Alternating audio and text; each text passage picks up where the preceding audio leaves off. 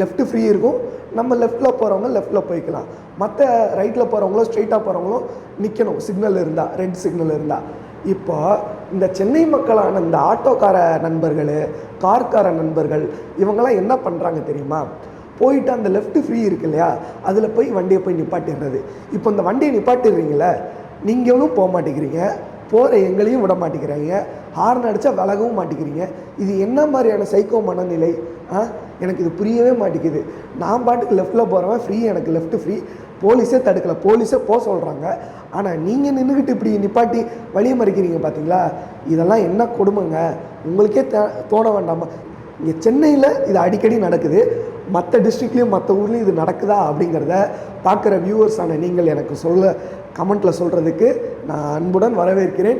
என்ன இருக்கோ எல்லாத்தையும் சொல்லுங்கள். இது போக டிராஃபிக்கில் வேறு ஏதாவது உங்களுக்கு பிரச்சனை இருக்குது அப்படி இருந்தாலுமே கமெண்ட்டில் சொல்லுங்கள்.